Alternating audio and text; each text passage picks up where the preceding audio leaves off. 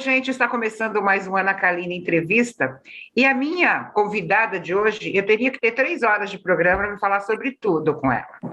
Eu vou apresentar para vocês primeiro a Fátima Oliveira. Sabe por quê? Porque muita gente não conhece o começo da história dela. Depois, a gente vai falar um pouco da Fá Morena, que todos conhecem muito bem. Afinal de contas, ela ficou 17 anos no ar com o Ritmo Brasil na Rede TV. Fátima Oliveira, bom dia, tudo bem? Bom dia! A Fátima Oliveira não desgruda da Fá Morena, não tem jeito. Então vamos voltar um pouquinho ao passado, Fá. Como é que foi tua infância? Onde você nasceu? Eu nasci na Lapa, tive uma infância muito comum, brincava na rua com as crianças, de tudo. Pega-pega, existia na fantasia das mães o homem do saco, então tinha hora para entrar em casa. E hoje o homem do saco, infelizmente, existe de verdade, né? Naquela época, não. Naquela época era uma fantasia para assustar as crianças e elas entrarem em casa até às 5 da tarde, né? Porque senão a gente ficava brincando, não tinha horário. E a gente tinha segurança, né, de brincar. Tinha segurança. A gente ficava na rua, os vizinhos, e estudávamos na mesma escola da região, escola pública. E era uma vida muito saudável, muito saudável. Família grande, não? Como é que era a tua família? Qual a formação Nós éramos em 6. Éramos meu pai, minha mãe e 4 irmãos. E eu era do meio. Teu pai e tua mãe faziam o quê na época? Meu pai, ele era comerciante de cereais, era o português da Lapa. Todo mundo conhecia meu pai como português da Lapa. E minha mãe era do lar, cuidava dos 4, cuidava da minha irmã, que tinha síndrome de Down, era uma mulher muito guerreira, minha mãe. E era isso, aquela família vasta, né? Quando vinha gente do interior, né? Minhas tias, minhas primas, era uma alegria, todo mundo cozinhando na cozinha, a gente se divertindo, era muito bom. E você foi boa aluna? Conta um pouquinho da tua época de escola. Muito boa aluna, muito. Olha meu rosto, assim, bem de CDF, Ana. Eu adorava estudar, eu adorava as palavras, eu adorava as letras, e era muito boa em matemática na época também. Nossa, matemática. Eu era boa em matemática, engraçado isso, né? Mas nas palavras eu sempre tive assim uma paixão pelas palavras e elas musicadas e bem musicadas, então aquilo me confortava. Eu pequenininha, eu me lembro, 7, 8 anos, eu ia aos postos de gasolina para pegar, começaram os festivais, a gente ia aos postos de gasolina para pegar panfletos com as letras das músicas dos festivais. Nossa, muita coisa, eu lembro disso. Muita coisa eu não entendia, mas eu pensava, nossa, que coisa, como é que pode encaixar isso dentro de um ritmo? Aquilo tudo me fascinava. E você queria... Então, diga. Então eu vivia várias facetas. Eu tinha essa fá intelectual, mas eu era uma menina de rua, não brincava de boneca, eu gostava de brincadeira de menino. Até minha filha ontem estava brincando comigo, né? Quem diria que você ia ser quem você é? Que eu cuidei, eu falei, mas você foi minha primeira bonequinha, hoje com 30 e tantos anos, né? Mas eu não gostava de boneca, eu gostava de coisas agitadas, e a gente brincava de tudo. Pode dizer. Mas você queria ser o quê? O que você pensava na infância? Eu quero ser médica, quero ser... Não, nessa época nós tínhamos uma vizinha que morava, minha rua tinha uma ladeira, e essa vizinha, ela era tão doce, tão meiga, e toda tarde ela chegava do trabalho a pé, descia do ônibus e descia a ladeira. Essa criançada toda se agarrava nela, imagina, coitada. Todo mundo ia cumprimentar essa moça, lembro do nome dela até hoje, Marlene. E ela era professora. Então eu queria ser a Marlene, eu queria ser professora, para ser aquele dengo que ela era, aquela delicadeza, ela abraçava todas as crianças, era muito engraçado, e era professora. Como eu gostava de estudar, eu achava que ser professora ia ser ótimo, e eu acho que eu dou para coisa, viu? Mas você foi para psicologia, por quê?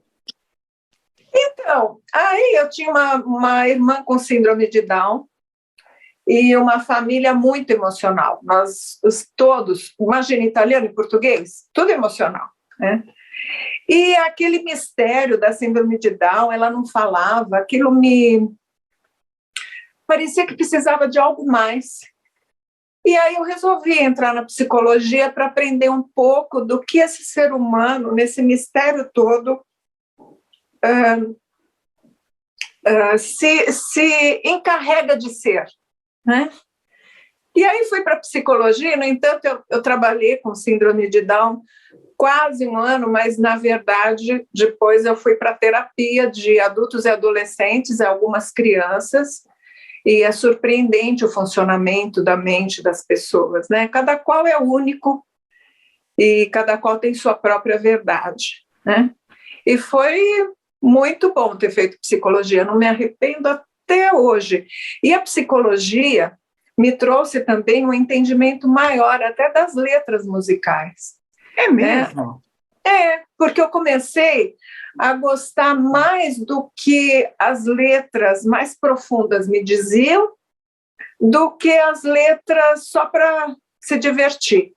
Eu gosto muito de músicas divertidas, mas as músicas que me fazem pensar, chorar, rir, sabe? Ter aquele negócio, ai, perdi meu amor, e você ouve aquela música nunca mais vai embora da tua cabeça, né? Porque é uma música que foi lançada numa época que... Eu lembro que eu tive um namorado, Ana, e ele dizia assim, eu detestava o Roberto Carlos até conhecer você, porque eu me apaixonei, aí as músicas fazem sentido para mim. E o que você ouvia, além de Roberto Carlos? O que você gostava de ouvir? Imagina, eu ouvia Roberto, Erasmo, Martinha, ouvia bossa nova. A minha geração, você é mais nova que eu, mas a minha geração foi de uma riqueza musical. A gente saiu daqueles sambas, né, tradicionais, fomos para a bossa nova, ouvia de tudo. Vinícius de Moraes, Toquinho, maravilhoso aquilo. Marília Medalha, Cláudia. E, além do Iê, Iê, Iê todo, que eu adorava, existia a MPB, que estava se lançando com muita força. Elis Regina, Jair Rodrigues, gente, que os coisa grandes festivais da Record, né? Os grandes festivais da Record. Eu não sou tão mais nova que você, eu tenho 54 anos, então a gente é da mesma geração. Assim, eu curti muito o que você curtiu, né? E eu sinto falta disso, né? Porque a gente está tão pobre de qualidade, né? De sonoridade, de romantismo.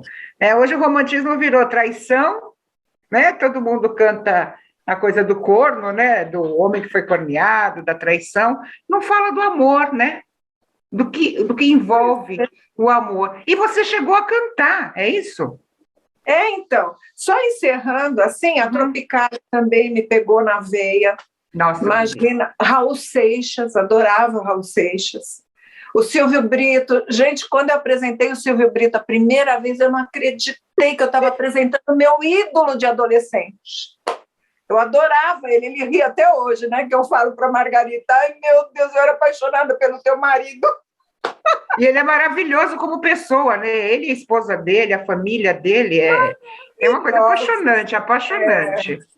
E depois, nos anos 80 e 90 menos, nos anos 90, eu peguei mais a música infantil, porque eu estava com os meus filhos crianças, pequenos, então eu entrei no mundo deles. E nos anos 80, muito do rock e do novo rock, e os sertanejos que vieram com uma força bonita. Foi bonito o sertanejo naquela época. Então é isso. E aí você me fez a pergunta e eu esqueci. Você cantou, foi cantora? Isso! Aí, numa época, eu resolvi que eu tinha que cantar. Foi antes de apresentar o Ritmo Brasil, inclusive. E aí comecei a cantar, cantava em festas beneficentes, cantava em restaurante, eu tinha uma banda, a gente ia para todo lugar, era muito engraçado e muito bom, né? E você cantava o quê? Tudo? Eu transformava tudo em canção, porque eu sou muito da canção, sabe?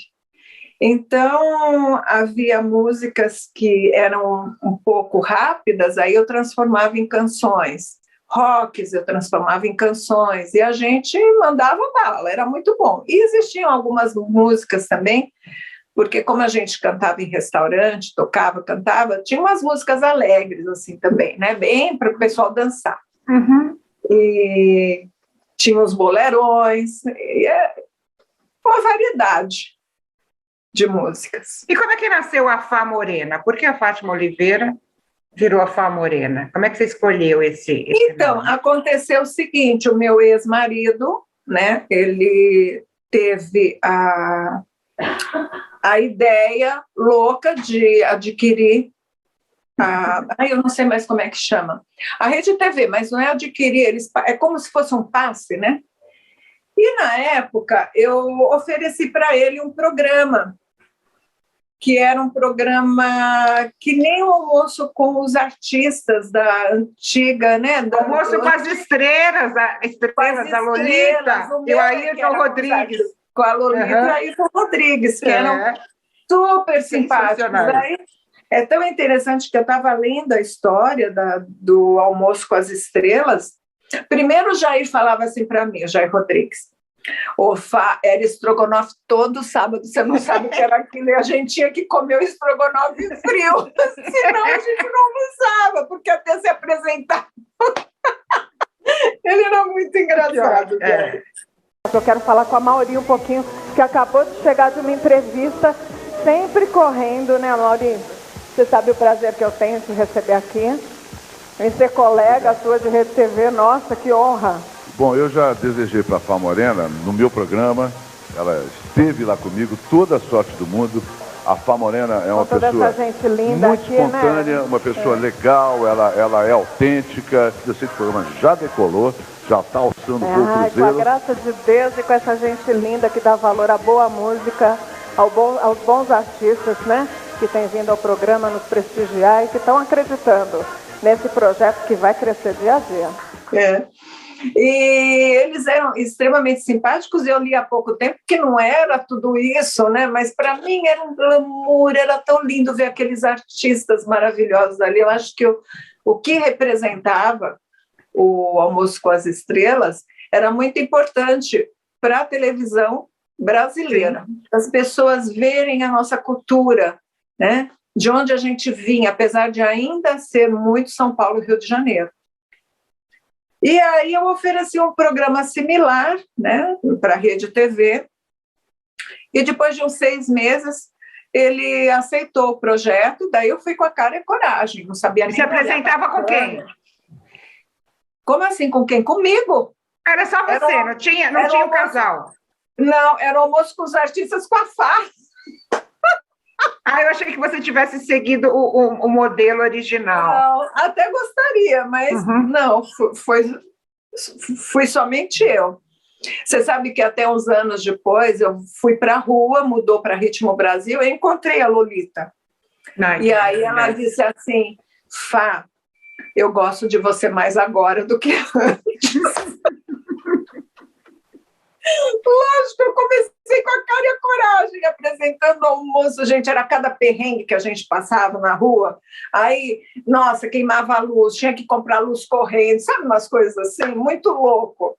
A gente ia em restaurantes, né, para apresentar os artistas, para seguir um modelo, mas foi muito rica a situação do almoço com os artistas para ir para o Ritmo Brasil, com o qual eu viajei o Brasil todo, quase, apresentando artistas do Brasil, e aí eu me senti levando mesmo a nossa cultura para esse Brasilzão, né? Saí da Rede TV, mas deixei um legado cultural bem bacana. Foram 17 anos, né? 17 anos é uma vida. É um filho, né? É um filho. Você largou um filho de 17 anos. 17 para 18 anos já está na hora dele seguir sozinho, né? É verdade. Mas por que, Fá? Por que você não quis mais? Na verdade, acho que eu queria experimentar outras coisas. Eu não sabia bem o quê. A Rede TV foi maravilhosa para mim. Sem a Rede TV eu não teria chegado aqui. Então eu sou muito grata mesmo a tudo que a Rede TV me proporcionou. Mas existia uma coisa do hábito que começou a me incomodar. Então eu queria experimentar uma nova TV, novas pessoas, novo palco, novos câmeras, novos, sabe, coisas assim. Uhum. Não pelas pessoas, mas pelo jeito que já estava muito enquadrado na minha vida. Mas isso tem tudo a ver com o teu signo, você sabe, né? A escorpiana é desafiadora, né? Ela gosta de novidades, né? De recomeços, na verdade. Acho que é a palavra certa. Isso. O recomeço, para mim, nossa, tentador. E é muito interessante, porque quando eu comecei o Almoço com os Artistas, eu tive um almoço com a Cida Liberato, né? A irmã do falecido Gugu Liberato. Que é queridíssima. E a Vera Jardim, que foi assessora da Rede TV bastante tempo. E ela falou, eu quero te apresentar a Cida, porque ela falou que quer falar umas coisas para você. Bom, fomos almoçar, ela falou, Fá, tome cuidado, porque você é número 1. Você gosta do novo, você gosta de experimentar o novo, então segura, porque você vai ter muito sucesso. Aí até eu falei para ela, o sucesso para mim, Cida, não é tão importante. O importante é ter o reconhecimento. As pessoas que virem o meu trabalho, reconhecerem o trabalho que eu fiz. E aí eu quero olhar para trás e quero saber que a minha vida deu certo, né? E não que eu fiz porcarias. Você é muito autocrítica? Você é muito autocrítica, né? Eu sou muito... comigo, às vezes eu fico brava comigo, eu me dou uns beliscões, assim. Por outro lado, eu tenho fascínio em aprender e eu fico dizendo assim para mim, Fá, e digo para as pessoas também, quando eu digo para as pessoas, eu estou dizendo para mim, Fá, a gente não chega ao 10º degrau sem subir o 2º, aí depois o 3º, porque a gente não vai conseguir alcançar, né? Mas às vezes eu quero tanto fazer direito e me boa, depois eu dou risada. Tem momentos que eu morro de rir com os meus erros e tem momentos que eu fico muito brava. Eu sou libriana, mas eu sou assim também. Fá, nesses 17 anos, né? Devem ter acontecido momentos inusitados, assim, coisas engraçadas, causos. Tem alguma coisa que te marcou? Você fala assim, errar um nome, sei lá, alguma coisa que você fala assim, meu Deus, o que eu fiz? Uma vez eu errei o nome, e pior é que eu estava com vários, e daí eu pensei que um fosse o outro, mas eu não me lembro agora, era uma dupla, eu acho, sertaneja, e daí uma outra dupla, e daí eu fui falar para eles, só que falei o nome dos que estavam à minha esquerda. Gente, horrível isso, porque dá a impressão que a gente não sabe, né? E eu tinha visto direitinho, porque quando a pessoa não é muito conhecida, eu faço questão de ver a foto, né? Claro. De saber a história mais ainda, porque daí você tem que ter o pé no chão para poder entrevistar essa pessoa. Mas foi tão engraçado. Ainda bem que meus programas sempre foram gravados, porque daí eu falava, corta, desculpa, e todo mundo ri, e pronto. Mas foi engraçado. Errei nome feio. Esquecer nome é uma coisa cotidiana na minha vida. Eu também. Principalmente se a pessoa não tem um vínculo comigo. Se tem vínculo, não. Peguei vínculo nunca mais. Uhum. Mas se não tem, aí eu esqueço os nomes. Então, lá na Rede TV, quando eu tinha os programas, eu pedia para eles colocarem uma dália. Gente, dália é uma cartolina grande e eu pedia para eles escreverem os nomes dos convidados, para eu não me esquecer, porque às vezes tinha banda que tinha 5 convidados, 5 elementos, e eu fazia questão de saber o nome de todos. Aí eu brincava com eles antes de entrar no programa, porque eu cumprimentava todos antes de apresentar o ritmo. Ia lá e fazia chamada oral. Eu falava, gente, chamada oral, vamos ver quem é quem ali. Eles morriam. Quero esquecer. Porque é muita gente para eu lembrar. dá, né? Eu falo que a Dália é o primeiro teleprompter, né, na vida da gente, que muitos usam até hoje. O Raul Gil continua usando Dália, o Silvio Santos continua usando Dália, os mais tradicionais continuam, né, usando Mas a Dália, ela resolve muita coisa. Em externa, então, em externa não tem teleprompter. Exatamente. A não ser que a TV seja muito, né, chique. Na minha não tinha, a gente ia com a cara e a coragem. Então, a Dália resolvia tudo. Às vezes eu fingia que não via, porque falava assim, está encerrando a entrevista. Estava tão boa a entrevista, eu fingia que nem via a Dália. Meu diretor até sabia já. Eu falava, nossa, não vi. Não viu? Tá bom, né? E como é que surgiu a Fá escritora? Eu sempre escrevi na minha vida, sempre gostei das palavras, desde pequena.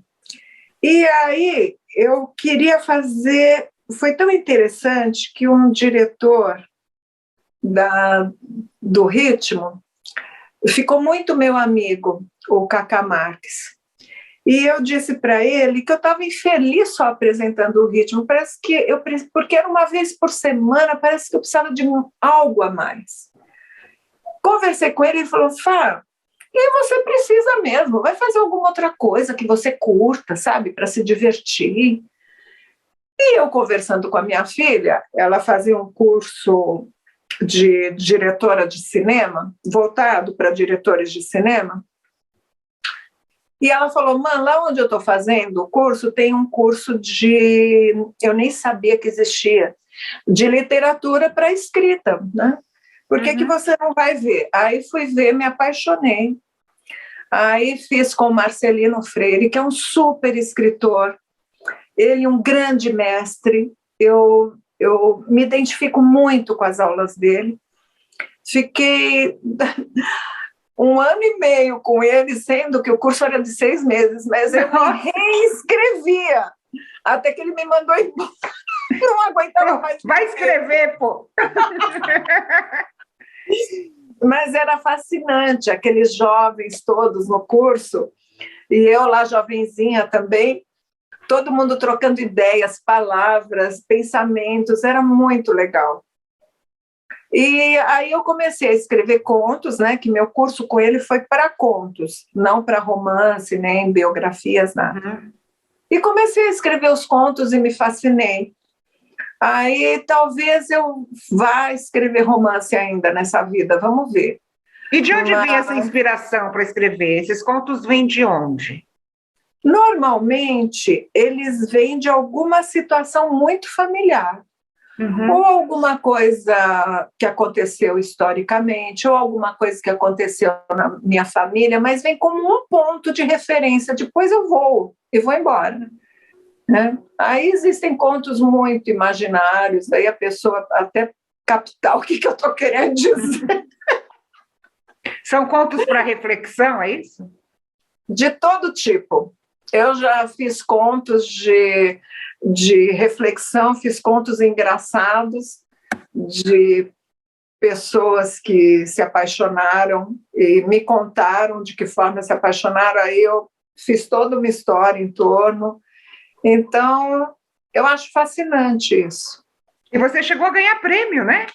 Como é que foi isso? Eu ganhei prêmio com um conto chamado A Viagem, que eu pego a minha mãe como referência e um anel que ela me deu um pouco antes de ficar doente com Alzheimer. E aí aquele anel me trouxe toda uma história. Desculpa. Imagina. E aí eu conseguia perceber nessa história detalhes, mas alguns detalhes são reais e outros não, claro. E aí ganhei o prêmio Paulo Leminski de literatura com esse conto, né, que é um prêmio bem bacana, nacional, e eu não me acreditava. E olha que interessante que quando eu ganhei o prêmio, eu estava com a minha mãe. E quando me anunciaram, né, quando anunciaram que eu tinha ganho o prêmio, eu não acredito. Eu olhei 2 vezes e estava na quarentena, sabe a quarentena no spam? Sim. Eu estava com a minha mãe de mãos dadas, e eu falo muito das mãos, do anel, dela me dar as mãos, dela me levantar, né? E muito interessante, eu estava de mãos dadas com ela, E aí eu estou olhando lá o celular, ela dormindo, e aí eu vejo que eu tinha ganho. Eu falei, gente, que isso? Primeiro lugar, Fátima Oliveira, não. Deve ter alguma coisa errada. Que é isso? Né? Quando eu fui ver, eu tinha ganho o prêmio. Fiquei muito feliz. Sua mãe não está mais entre nós? Não, ela faleceu em 2017. E ela te inspira ainda? Muito. Imagina, mãe é nosso umbigo, é nosso cordão umbilical, não tem jeito de cortar. As imagens, as referências, as emoções, vem muito de mãe. E de pai também, né? Mas eu acho que de mãe mais. Eu não sabia disso, mas depois que ela foi embora, eu percebi que era muito forte. E quando ela teve o Alzheimer também, né? Ela chegou a esquecer você? Não sabia quem você era? Eu não vou acreditar nunca que uma pessoa se esqueça da outra que ela amou profundamente. Uhum. Mesmo meu pai, ele ficou na UTI por 15 dias com uma cirurgia gravíssima por causa do câncer. E aí o médico veio falar comigo e eu falei assim, doutor, vamos falar lá fora? Imagina, ele não está ouvindo. Eu falei, isso é uma opinião tua. Para mim não interessa o que o senhor está pensando. Sabe, há médicos que são muito técnicos. Uhum. Aí eu falei, eu prefiro conversar com o senhor lá fora. Aí conversei com ele e depois fui contar para o meu pai do meu jeito que ele tinha dito para mim. Falava no ouvido dele que meu pai estava entubado e tal. Uhum. Fica tranquilo que a gente vai resolver, E ele saiu da UTI e ainda sobreviveu 3 meses mais, porque ele tinha uma sobrevida de 3 meses, ele viveu 6 meses. Aí o médico dizia para mim, eu não sei como o teu pai está sobrevivendo a tudo isso. Eu falava, eu sei. É muito amor, doutor. É muito amor. Né? E a vontade de viver, né? A gente não aceita aquela coisa assim. Quando a gente fica doente, acho que o primeiro medo que vem é de deixar, né? Os que a gente ama, né? Então, é uma coisa muito complicada. Depois que você ganhou esse prêmio, você continuou escrevendo. Foi uma coisa que você se dedicou, né? Isso. Saiu do programa e resolveu se dedicar mesmo à literatura. E veio mais um livro. Depois de quanto tempo? Aí eu fiz o livro Toalha de Renda Branca porque eu gostei da história, de pegar essa referência da minha mãe e familiar. Uhum. E daí eu resolvi fazer uma homenagem às mulheres que me inspiravam e mulheres que me inspiravam a fazer histórias, porque existem histórias ali que tem de tias e tem de histórias externas. Então, não são todas as histórias que você pode confiar que tem a ver com a minha vida. Porque tem uma história lá que a irmã uma mata a outra, entendeu? Então, mas não tem nada a ver. Ainda bem, né? Uma irmã matou outra aqui na minha família. Você misturou. Mas aí as histórias vêm, é interessante, vem uma coisa na cabeça, e é como o Marcelino falava, vai escrevendo, você não sabe onde a história vai te levar. Isso é muito bacana, é uma viagem, é como se você conhecesse lugares diferentes, sabe? E daí eu fiz esse livro e estou pensando em torná-lo online, vamos ver se a gente consegue, vou falar com a editora, se eu consigo fazer isso. E é isso, e agora acabei de escrever um livro de receitas da pandemia. Como é que foi isso? Foi muito engraçado, eu não estava nem assim com vontade de escrever. Eu até comecei a esboçar algumas coisas em relação à pandemia e me veio uma voz do Marcelino que dizia: quando você está dentro da emoção, é muito difícil de você expressar exatamente aquilo que você quer expressar. E eu senti isso na pele. Então, eu comecei a fazer as receitas e cismei que eu tinha que fazer um caderninho para minha filha e para as minhas noras, porque elas ficavam elogiando as minhas receitas. Eu nunca cozinhei assim para elas, nunca. Minha vida não é cozinhar. Mas na pandemia tinha que ter alguém com rédea. E daí era um que cozinhava uma hora, outro. Eu falei, gente, vamos fazer o seguinte, eu vou cozinhar para vocês, faço num dia da semana os congelados básicos. Então eu pegava um dia, fazia todos os básicos, arroz, feijão branco, lentilha, e as misturas a gente vai fazendo no dia a dia. E fui fazendo, e era elogio, elogio, elogio. Eu falei, sabe de uma coisa? Vou escrever um caderninho, os bolos principalmente, elas falavam dos bolos. Aí resolvi escrever, e um dia eu estava escrevendo final de tarde, e a minha nora estava na sala, e me veio um pensamento com aquele bolo, e eu comecei a escrever uma poesia em relação àquele bolo de chocolate, meio poerótica, sabe? Ei, ai, que delícia! Aí eu li para minha nora, ela falou, nossa, que legal, Fá, né? O que te trouxe esse pensamento? Eu falei, o bolo de chocolate. E a gente morreu de rir. Aí eu falei, você sabe, Fê, que eu estou tendo uma ideia, acho que eu vou fazer um livro de receitas com poesias, acho que nunca ninguém fez. Não, eu não conheço. Não sei se fez, eu falei, vou fazer. E daí larguei o caderno, que eu estava escrevendo tudo à mão, e comecei no computador a escrever. E cada receita trazia uma história. Tem historinhas, assim, cotidianas, tem histórias mais profundas, tem poesias. Então, a cada receita tem uma historinha ali. Quantas receitas são? Ixi, Dio, você me pegou. E olha que eu estou vendo o livro todos os dias. Mas é muito... Você falou da pandemia. O que a pandemia te ensinou ou te trouxe de novo? Além da questão do cozinhar, né? O que a pandemia fez para refletir? Eu acho que a pandemia fez com que a Fátima Oliveira ficasse mais presente, porque a Fá Morena estava muito presente. Então, era tudo externo, externo, externo, externo. E isso foi muito bom. Tanto que eu tive muitas atitudes, né? Saí da Rede TV, raspei minha cabeça. Eu acho que eu fui me trazendo de volta para algo que faz sentido para mim, que é juntar essa Fá Morena com a Fátima, sabe? Estava muito Fátima, tudo para os outros, tudo para os outros. E hoje eu estou um pouco para mim, um pouco não, muito para mim, né? O raspar a cabeça é mais um sinal do recomeço. É o que a Cida Liberato te falou, né? Você é muito renovação, vai devagar. E o raspar a cabeça, simbolicamente, né? É o recomeço. Pois é. Você sabe que até a minha manicure veio essa semana aqui, ela é uma querida, né? Toda semana ela vem, ela fala assim, Fá, você não vai saber o que aconteceu essa semana. Uma senhora aí me parou e perguntou se você tinha melhorado do câncer. Eu falei, mas a Fá não está com câncer. Porque você ficou careca. Mas sabe o pior disso tudo? É que a pessoa ouve de alguém e acredita, e todo mundo passa a acreditar, ao invés de perguntar ou olhar lá o que eu falei exatamente, né? As pessoas têm preguiça de olhar, elas preferem acreditar, né? É muito engraçado.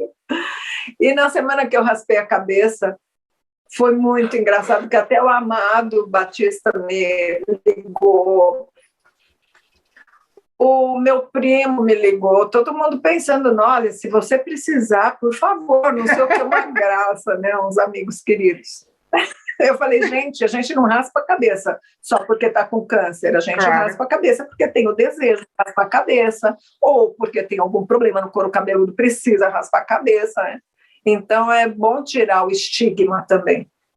Você falou que depois que você saiu do Ritmo Brasil, você começou a se olhar mais. Foi esse o motivo? Que você tem uma filha que é uma super fotógrafa, eu vejo os trabalhos dela e fico encantada, porque ela tem ela não é aquariana, não. Porque ela vê muito mais além do que a fotografia, isso é muito legal. Ela é aquariana? É. Aquário é depois de Capricórnio, né? Não é? Ela é aquariana, ela é depois de Capricórnio. Por um dia, porque ela seria capricorniana. Aí uma amiga minha que faz mapa astral falou, já que vai ser cesárea, atrasa um dia para equilibrar o emocional com o racional, porque senão ela vai ser muito racional. Aí eu atrasei, ela deveria não, nascer no dia 21 de janeiro, ela nasceu no dia 22. Então está explicado, né? E foi esse olhar para você que te fez fazer as fotos sensuais, são lindas, né? Uma mulher que chega aos 60 anos de idade, né? Jamais eu daria essa idade a você quando eu te conheci. Eu fui no seu aniversário de 60 anos e fiquei indignada. Eu falei, tem certeza que são 60 anos? Não são 50, pelo amor de Deus. Foi isso, um resgate de você mesmo, do se gostar, né? Porque mostrar a coisa da sensualidade é uma coisa muito íntima, né? E, de repente, a gente mostra um lado nosso que é frágil, né? Nossa sensualidade é frágil. Como é que você teve essa ideia e por quê? Por quê? Mas eu tenho que te dizer, Ana, que tem Photoshop lá. Não, mas eu não estou falando... Não, eu acho que tem que ter, né? Porque ela falava assim, mãe, como você é sensual. Aí, quando ela me mandou as fotos, eu falei, filha, tem um Photoshop aqui. Ela falou, mas é muito pouco, muito. É autocrítica, lá vem a autocrítica de novo. Mas ficou lindo, eu vi. Eu tenho a impressão que para a gente se expor publicamente, eu sou assim, a gente tem que ter uma certa responsabilidade social. Sim. Para expor as fotos sensuais, teve todo um pensamento muito forte de que eu estava num momento muito sensual de vida e que eu poderia dizer isso para as mulheres da minha idade, que elas podem ter 60, 70, 80 anos, que a sensualidade nunca vai embora. É só a gente puxar que ela vem. E eu pensei nessas fotos muito com essa intenção de ajudar as minhas amigas, as minhas colegas, as minhas fãs, a se olharem e perceberem que elas têm algo ali que, às vezes, por causa da idade, estou com a idade, elas não percebem que está ali muito vivo. Você teve esse retorno? Tive muito. As pessoas falaram com você sobre isso? Mas você acredita que mais retorno ainda eu tive quando eu raspei a cabeça? É verdade. Muito. É coragem, né? Você foi muito corajosa. Porque a mulher tem o quê? A gente tem, claro, seio, né?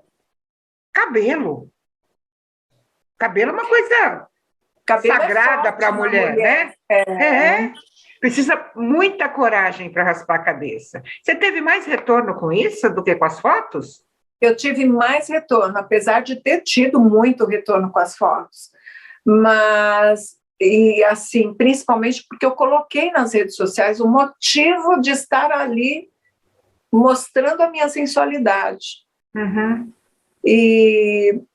Mas a carequice é uma coisa que envolve um estigma que, para a nossa sociedade, principalmente ocidental, é equivalente a morrer, a ter câncer, a não conseguir ter mais cabelos, né? E não, eu pude mostrar que a gente poderia deixar o cabelo crescer se não gostasse.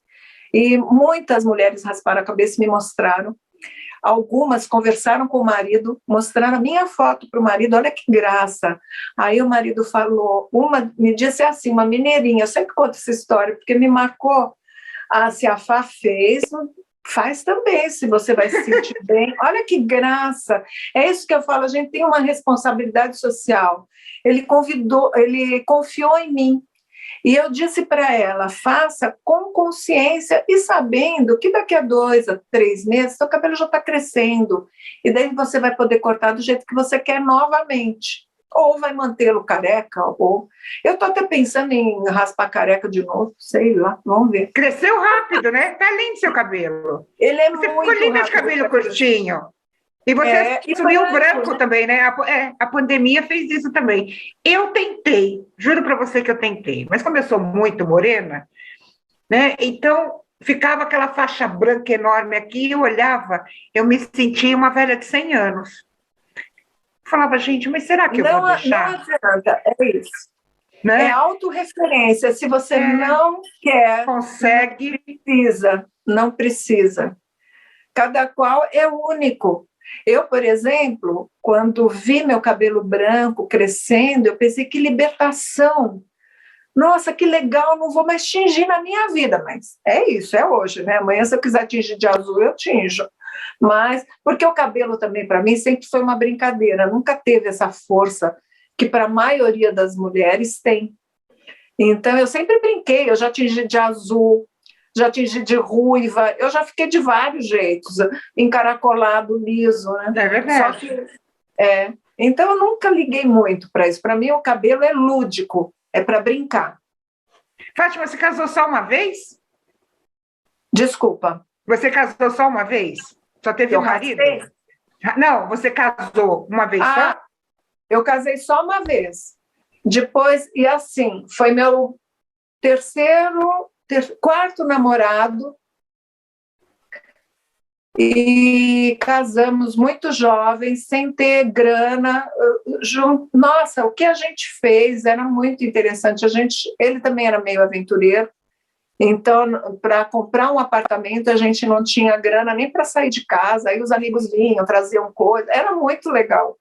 A gente não tinha geladeira, sabe? Tinha que comprar tudo no dia.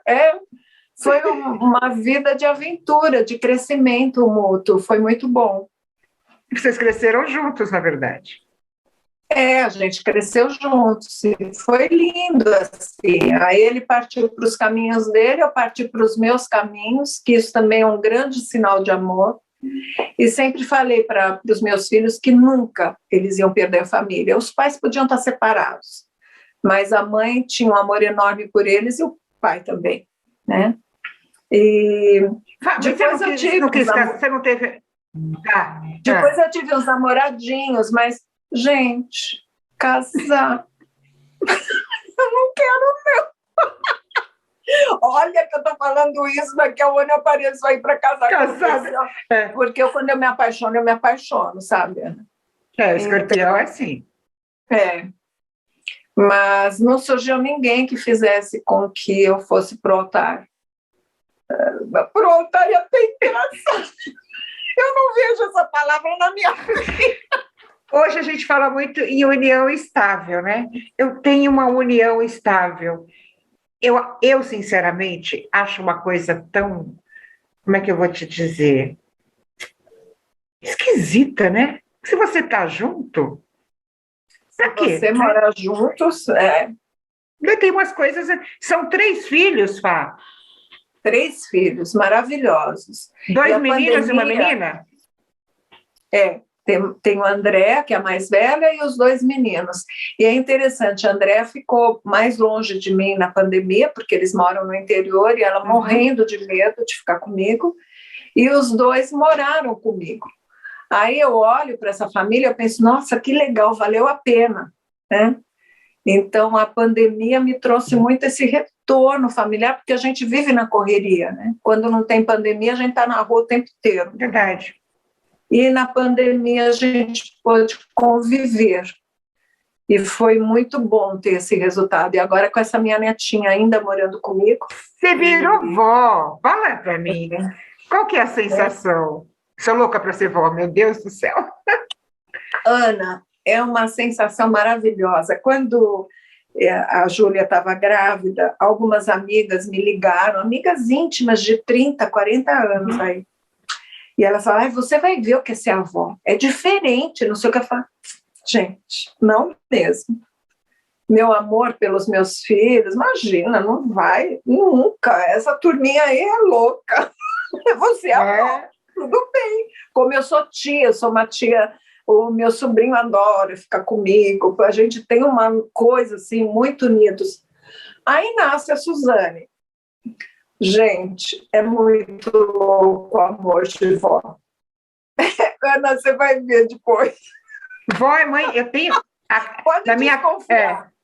Eu nunca fui casada, né? Eu tive uma filha com o falecido Roberto Avalone, chegou a trabalhar na Rede TV, gostava muito de você, às vezes a gente falava, quando ele estava lá, falava que você era muito engraçada, né?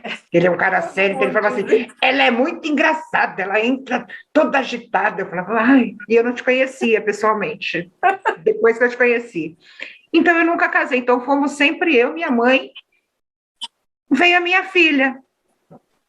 E eu vi o amor da minha mãe para mim. Eu falava, gente, cheguei a ter ciúmes.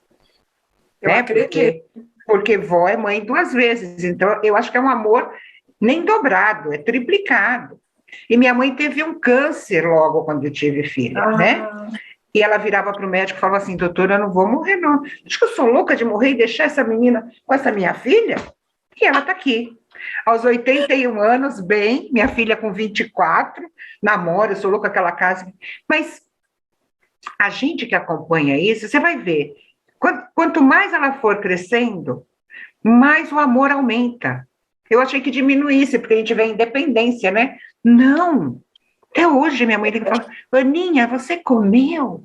Tanto que eu deixei ela escolher o nome da minha filha, Ana Flávia, ela queria mais uma Ana em casa. Você comeu? Porque não cresce. Os filhos não crescem, mas os netos crescem menos ainda, viu? Então se prepare. Eu acho que tem uma comunicação que passa por um campo que a gente não compreende, mas é muito mais forte do que a fala. Então, por exemplo, ela não fala, mas eu entendo o olhar dela e ela adora vir para o meu colo, ela faz um olhar assim, vovó, o que a gente vai aprontar agora? E a vovó nem gosta de aprontar? É muito legal. Não, então, e pela manhã ela senta no meu colo, enquanto eu tomo café ela fica ali, aí ela come a frutinha comigo, porque ela tem toda uma nutrição bem controlada, bem certinha, então ela não pode comer o que eu como, pão, essas coisas que eu ainda como pão integral, não pode comer, então a frutinha ela pode comer. Então eu ponho a minha fruta, vou cortando, ela vai comendo, fica ali comigo, é um barato, é muito bom. É uma delícia acompanhar. Ai, sou louca, não posso nem pensar nisso. Fá, você falou que você ficou mais tranquila, né? Mas eu vejo que as atividades continuam. Você tem um canal no YouTube, você tem um novo projeto de uma incubadora de negócios. Como é que as coisas vão surgindo na sua vida, assim? São novidades, não deixam de ser, né? É muito diferente. Hoje você tinha um programa gravado, mas você tinha um contato. Eu acho muito esquisito essa coisa da distância, do remoto, porque eu sempre gostei do tete a tete, do olho no olho. Você sente essa falta? Porque o canal no YouTube é isso, a gente está falando para um monte de gente que a gente não sabe quem é, né? Mas quando a gente está na TV também. Mas você está junto com aquele... O canal é você sozinha. Sim, né? Claro. A coisa de estar sozinha...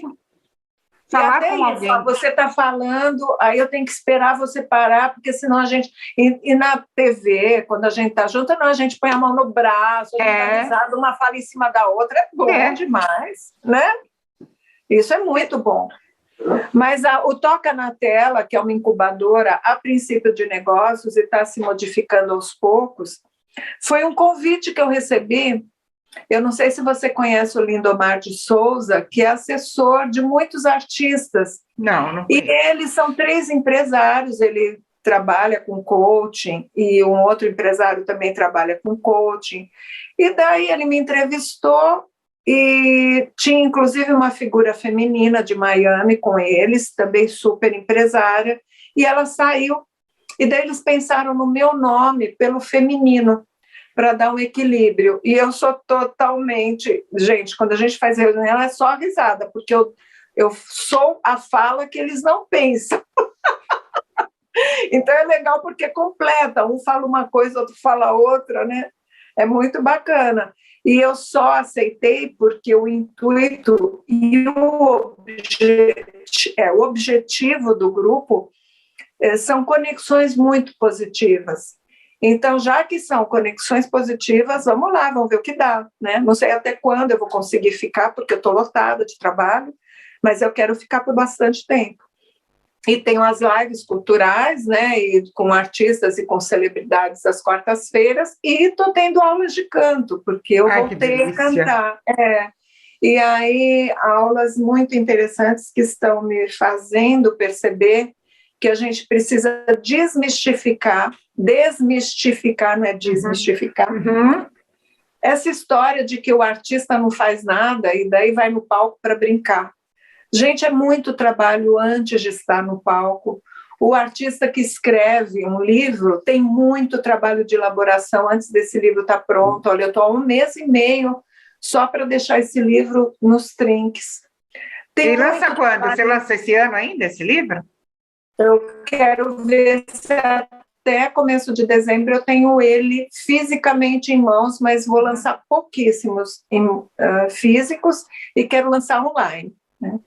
E é isso. Então, eu acho que está sendo muito importante poder levar para as pessoas que o trabalho é duro. O trabalho de um artista é muito duro. Não é só ir lá e fazer o showzinho, porque quando está com o showzinho, entre aspas, é um show que foi elaborado, que foi ensaiado, que foi cantado milhares de vezes, que, né?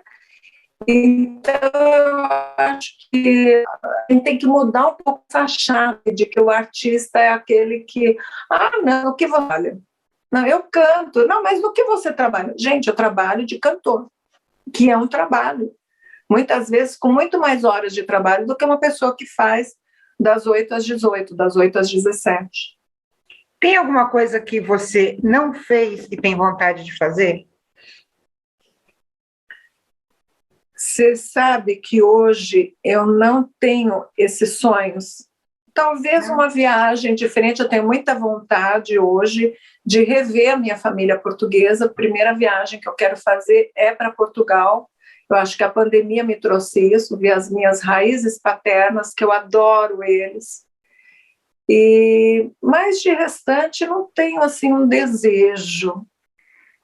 Sabe, eu estou tão bem, tão feliz, e o meu desejo é isso, é poder cantar feliz, porque o canto para mim também não teve uma história tão maravilhosa, que as pessoas diziam que eu não cantava bem, então eu desisti disso, né, na minha adolescência.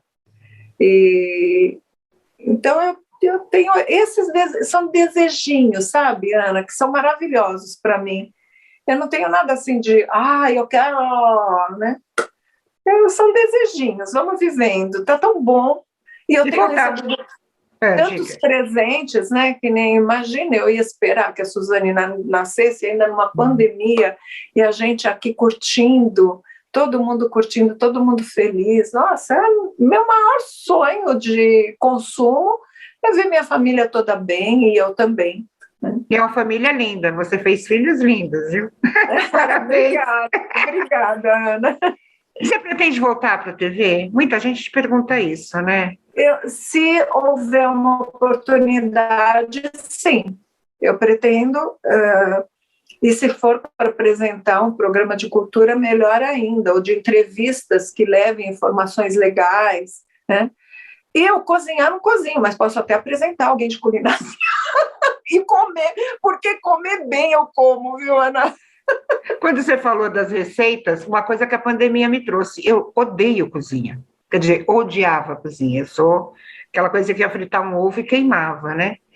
Então, eu comecei a fazer muitos almoços aqui em casa, vinha a Aritana cozinhar, a Rita Cadillac vinha aqui, porque todo mundo mora perto, né? E a gente acabou se unindo. Amo a Rita. Vamos fazer um almoço aqui, pedir para ela cozinhar uma moqueca que ela faz, vou te chamar. E aí eu comecei a observar muito. E eu aprendi a cozinhar, menina. Gostei. Olha, que máximo. Mas gosto de coisas diferentes, assim, fazer uma moqueca, fazer um estrogonofe, né? Eu não gosto do trivial, né? Eu gosto até de inventar um pouco. Olha que bacana, a pandemia me trouxe isso. Que eu nunca gostei de ser dona de casa. Aproveite esse talento. Cozinhar virou arte, mas antes de ser arte, era um dom de mulheres que não tinham para onde ir. Então, onde elas colocavam as pitadas de amor era ali. Elas não trabalhavam fora. Então, minha avó, cozinhar era um ato de amor imenso. Aos domingos, as famílias iam lá, os filhos, ela tinha 7 filhos, e a gente se juntava, e ela fazia a gelatina quadradinha, porque era o mais fácil. Imagina, 14 netos, 15 netos, tudo junto, tinha que ser gelatina, não dava para fazer, mas era tudo com muito amor. Tudo gostoso, eu, por exemplo, né? Eu fiz, adorei na pandemia ter cozinhado, mas hoje eu não quero mais. Eu até ontem eu falei para a Júlia e para a André, elas estavam conversando comigo, eu falei, gente, eu já perdi a vontade de cozinhar, mas eu quero fazer a pizza, porque a gente não tinha pizzaria no começo, então eu fiz pizza à mão.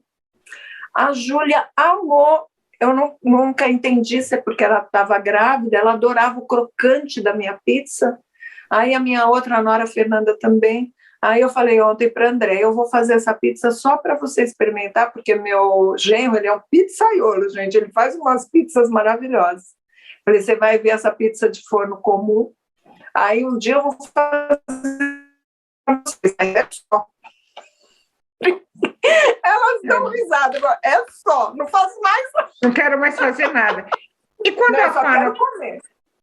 a Fá não está trabalhando, ela tem hobbies? Você gosta de fazer uma... Você faz ginástica, você corre? Eu caminho todas as manhãs, faço ginástica online, não com alguém, mas eu comprei um app e eu estou adorando, que é uma ginástica funcional, e faço exercícios físicos para cantar.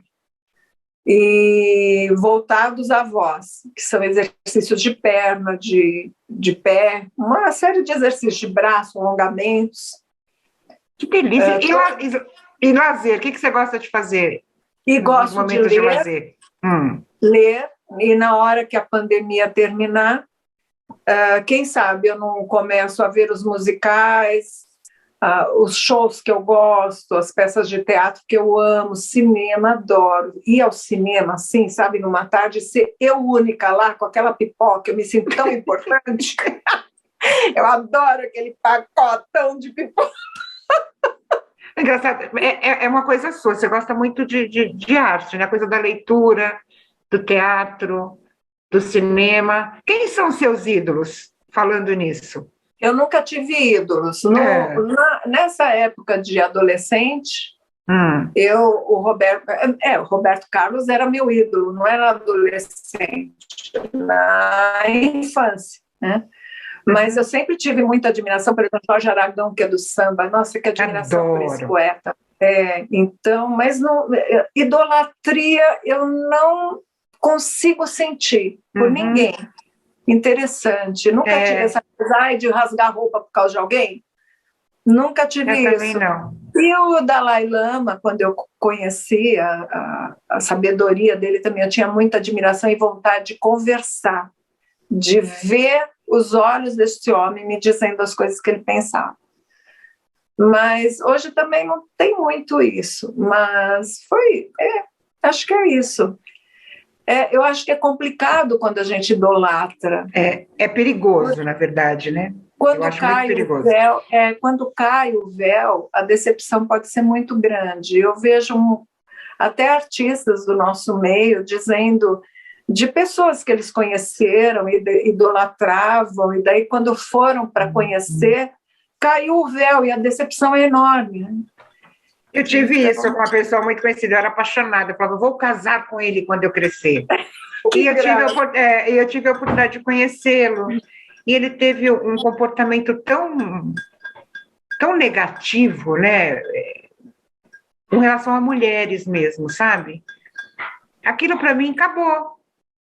Eu não gosto nem de ouvir mais, nem de ver, nem de ouvir. Porque vai para o lado. Morreu. Morreu, né? Fá, nosso tempo está chegando ao fim. Muito triste isso, muito rápido, né? Triste mesmo. Eu queria que você deixasse uma mensagem. Eu sempre falo que a gente está numa época de reflexão, né? Uma mensagem de otimismo, porque tem muita gente que não acredita que esse momento vai chegar ao fim, né? Porque as pessoas continuam morrendo, o Covid chegou muito perto da gente, antigamente estava distante, né? Aí a gente começou a perder pessoas conhecidas, amigos, familiares. Então eu falo, vamos fazer uma corrente de otimismo. Então eu sempre encerro o programa assim. Qual mensagem você deixa para essas pessoas que infelizmente são pessimistas, né? É um momento de pessimismo, infelizmente.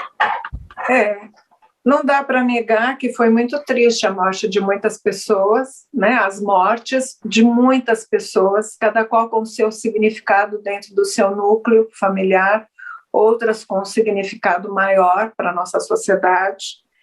E é certeiro que a morte existe, mas não precisava ser desse jeito, né? A gente ser pega de surpresa com tanta gente querida indo embora de repente, é uma morte muito repentina, não dá nem para elaborar direito. Mas nós estamos vivos. Então a gente tem que agradecer todos os dias por estarmos vivos e com saúde. E eu quero dizer para todos vocês que estão vendo essa live, não desistam de viver. E viver não é só acordar, passar o dia fazendo algo que você precisa fazer, porque você tem que ter teu pão para comer, e dormir. Faça algo que você curta. Tem tanta coisa hoje que a gente vê na internet que nos dá prazer. Então, tenha pelo menos 5, 10 minutos de prazer para você. Usufrua de alguma coisa que para você é importante, porque você merece. Vamos viver.